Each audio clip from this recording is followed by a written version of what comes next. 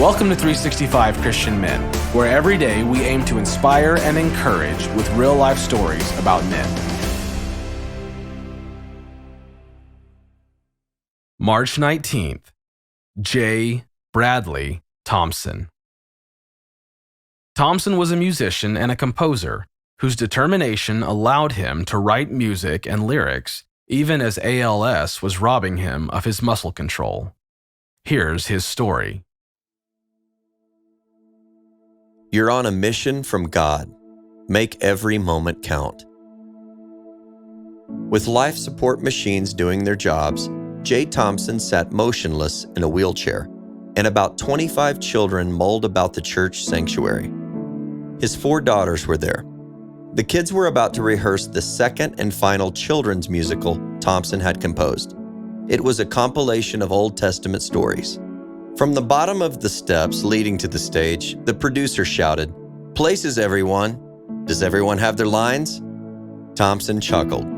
The older kids struggled to herd the little ones to their respective places. This was Thompson's dream come true, though he had never imagined it would play out this way. But the hard part was over.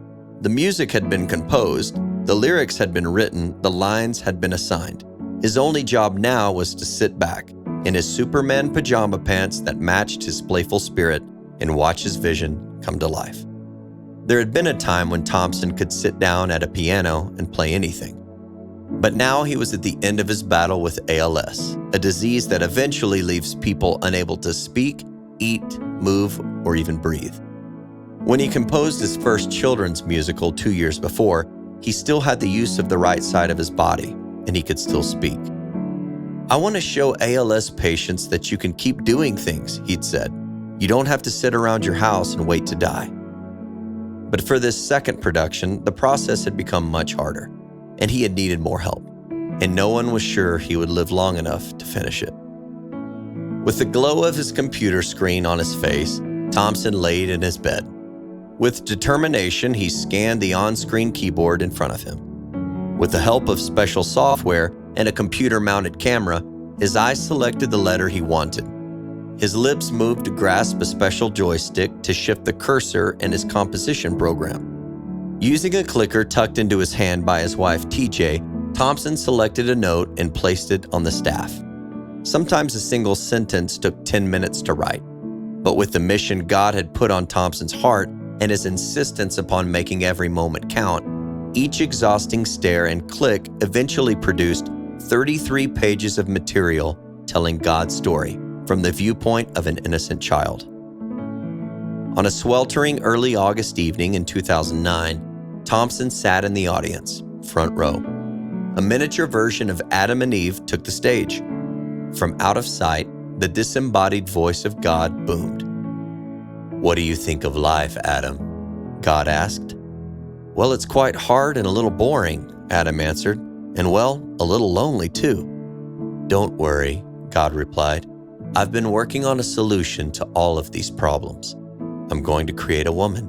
She'll wash and cook for you whenever you want. In fact, she'll do everything you can imagine."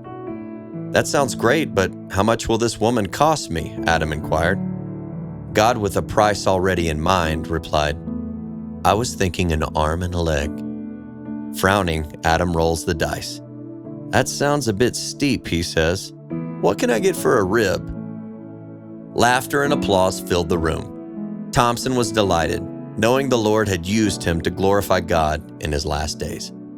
A little more than a month later, Thompson finally met his Father in heaven and heard him say, "Well done, good and faithful servant." Psalm 146:2 says, "I will praise the Lord as long as I live. I will sing praises to my God while I have my being." Take a mental inventory of your day-to-day life. Have you been making good use of your time? You're on a mission from God.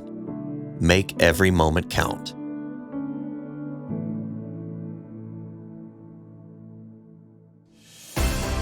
Thank you for listening to today's story.